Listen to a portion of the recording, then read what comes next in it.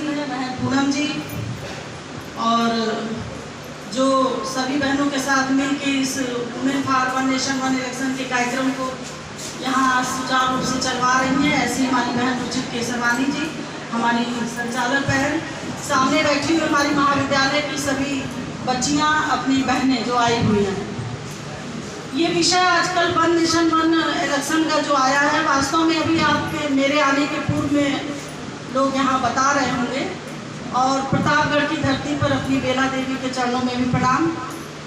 तो वास्तव में वन नेशन वन इलेक्शन है क्या? पहले यहाँ जो बच्चियाँ बैठी हैं, ये कार्यक्रम महाविद्यालयों में कराने के लिए इसीलिए कहा गया था कि हमारी जो महिलाएं हैं अलग अलग क्षेत्रों की, उनको तो पता चले ही, साथ में जो हमारी महाविद्यालय की बच्चियाँ हैं, बेटियाँ हैं, जो आगे आने वाले समय में इस भारत देश की एक जागरूक नागरिक बनने वाली हैं भी, तो उनको भी पता चलना चाहिए कि वास्तव में ये है क्या। इतना बड़ा भारत देश है, हमारे विश्व का सबसे बड़ा देश अगर देखिए तो भारत देश है। विश्व में बहुत से देश हैं, भारत देश इसमें सबसे बड़ा है। और इलेक्शन जो है, चूँकि हमारा देश लोकतंत्र पर आधारित है, तो इलेक्शन होना मतलब हर हाल में संभव है। हमेशा समय समय पर इलेक्शन होता ही है। राजनीति में इलेक्शन के माध्यम से ही इस देश की सत्ता पर जो भी पार्टी आती है और फिर वो देश के विकास के लिए काम शुरू करती है।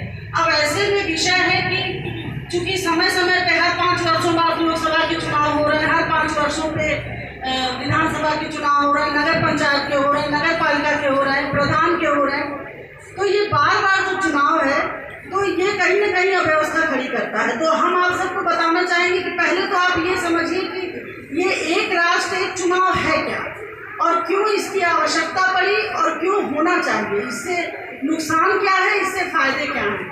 जब दोनों चीज़ें पता चलेंगी तब आपको लगेगा कि हाँ, एक राष्ट्र एक चुनाव हमारे राष्ट्र के हित में है। तो सबसे पहले आप देखिए तो क्या है कि जब हमारा देश बहुत पहले से, आज़ादी के बाद से, बीच में कुछ समय ऐसा था जबकि एक राष्ट्र एक चुनाव की अवधारणा पे हमारा देश भी काम कर रहा था। हमारे 54 में, 57 में ये सब चुनाव हमारे एक राष्ट्र एक चुनाव की ही दृष्टि से हुए थे। लेकिन बीच के कालखंड आए, फिर चुनाव व्यवस्थित हो गया।